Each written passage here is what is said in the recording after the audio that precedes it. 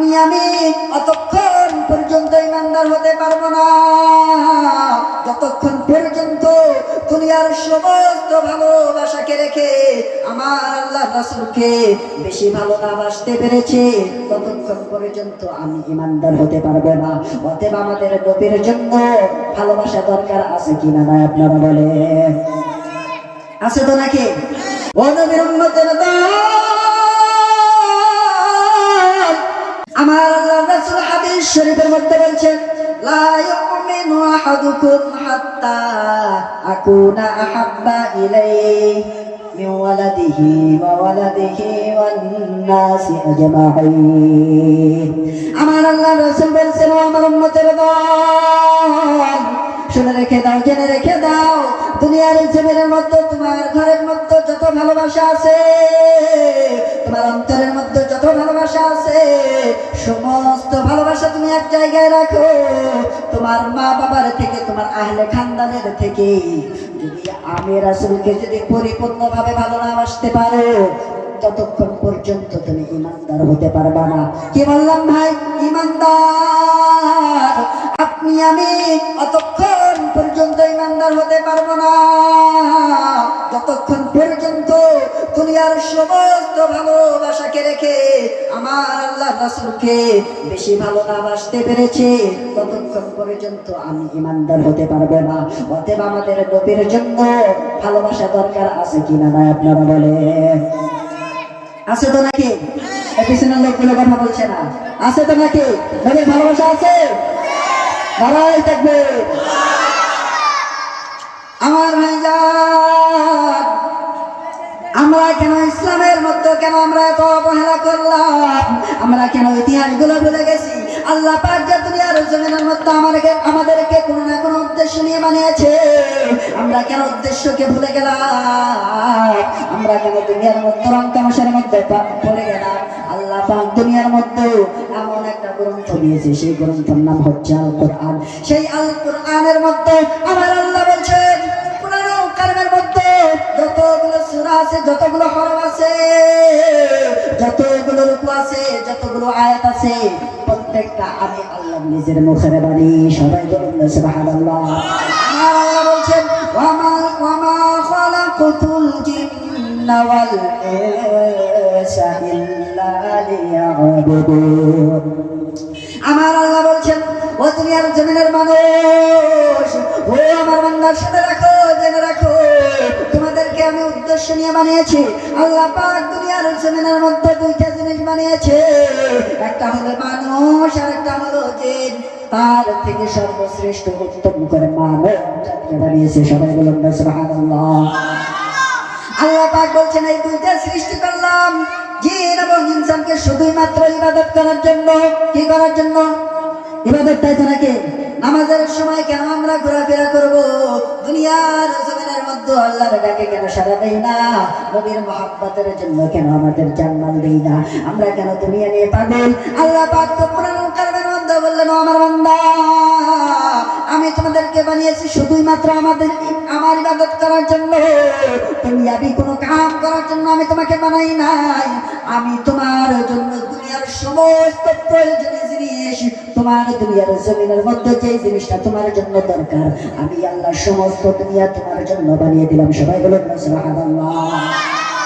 দেখেন এই দুনিয়ার সমস্ত কিছু আল্লাহ আমাদের জন্য বানিয়েছে। কথা বলবেন আমার সঙ্গে?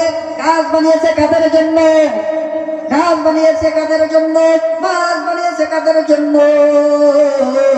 নদী নালা 18,000 মাখলুকাত বানিয়েছে মানুষের জন্য। আর আল্লাহ আমাদেরকে বানাইছে আল্লাহ পাকের শুধু ইবাদত করার জন্য। আল্লাহ পাক বলছেন দুনিয়ার জমিনে সমস্ত কিছু তোমার জন্য বানাইলাম, আর আমি আল্লাহ তোমাকে বানাইলাম শুধুই মাত্র আমি আল্লাহর ইবাদত করার জন্য।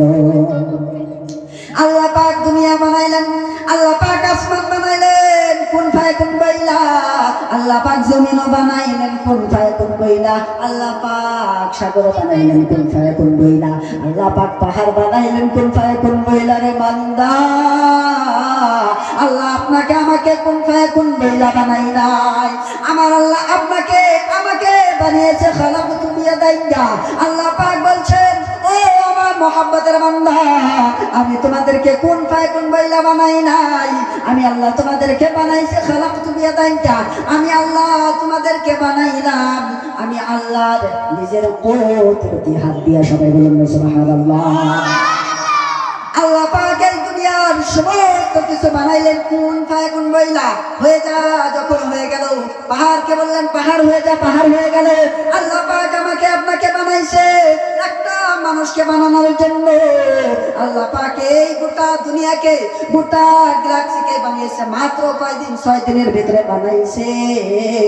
6 দিনের মধ্যে পুরা দুনিয়াটা আমাদের সামনে আসছে। কিন্তু ভাইজান দাদা যান, আমাকে আপনাকে বানাইতে আল্লাহ পাক 10 মাস 10 দিন সময় নিয়েছে।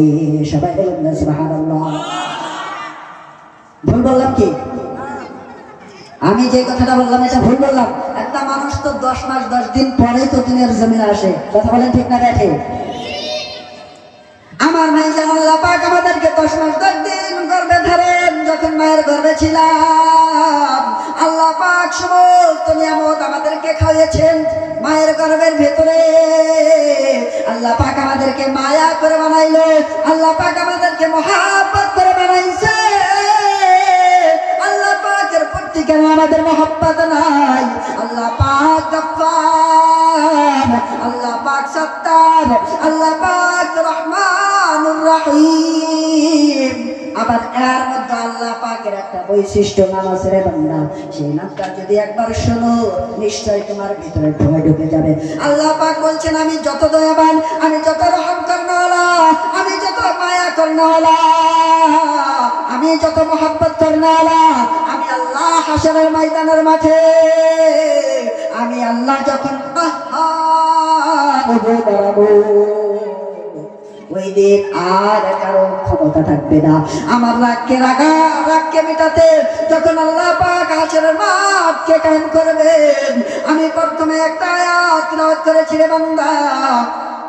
আল্লাহ পাক আমাদেরকে এত মায়া করে মহব্বত করে যখন দুনিয়ার জমিনে বানাইছে, আল্লাহ পাকের ভালোবাসা অন্তরে যদি আমাদের ভিতরে না থাকে, আল্লাহ পাকের মহব্বত যদি আমাদের ভিতরে না থাকে, আল্লাহ পাক 2টা জিনিস বানাইছে। কয়টা জিনিস?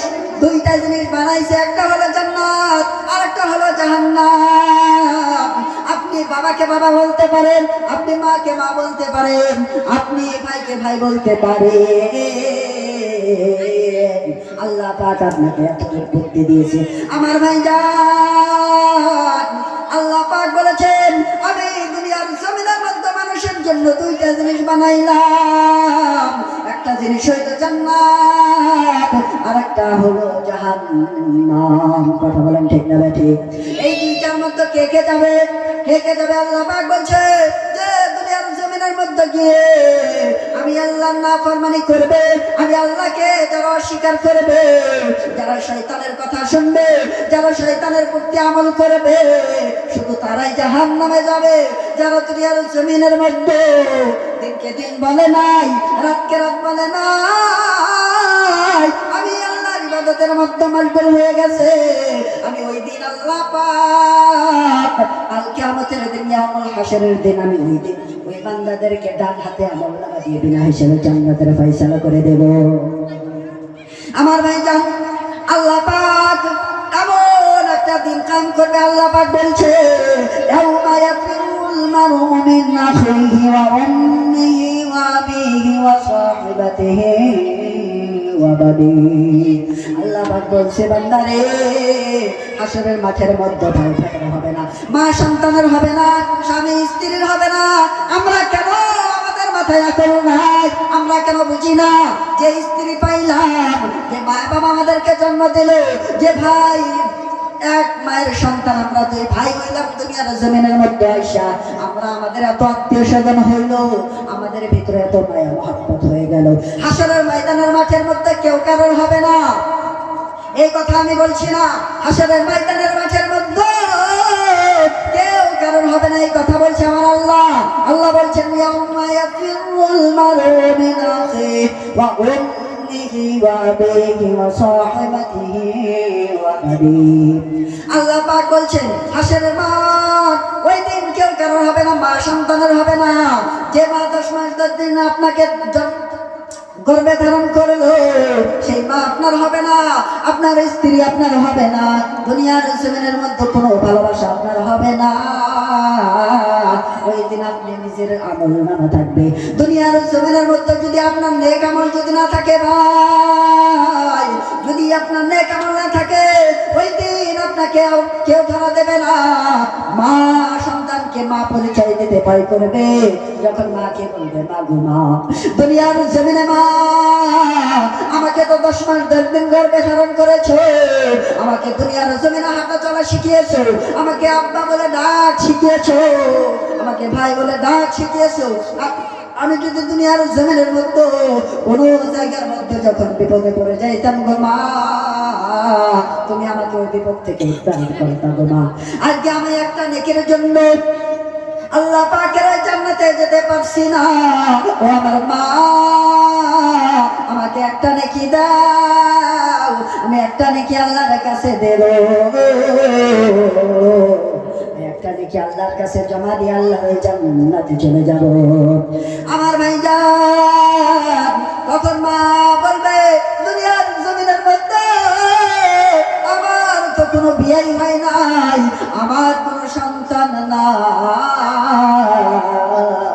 দুনিয়ার আমি কাউকে চিনি না, আমি নিজের আমল নামা নিয়ে দৌড়াচ্ছি, নিজের আমল নামা নিয়ে আমি নিজেই জান্নাতে যেতে পারছি না। এত ভয়ঙ্কর হবে হাশরের মাঠ। আল্লাহ পাক বলছেন, আল্লাহ পাক কোরআনুল কারীমের মধ্যে বলছেন ওয়া নাযাআল মাওয়াজিনাল কিসত। আল্লাহ পাক বলছেন বান্দারে ওই হাশরের মাঠের মধ্যে আমি ইনসাফের পাল্লা কায়েম করব। কিসের পাল্লা ভাইজান? ইনসাফ বুঝিত ইনসাফ এমন একটা জিনিস, দেখেন 10 টাকা দুইজন মানুষ, 10 টাকা দুইজন মানুষ, ওইটাকে 5 টাকা 5 টাকা ভাগ করে দেওয়ার নামই হচ্ছে ইনসাফ। কথা বলেন ঠিক না ঠিক?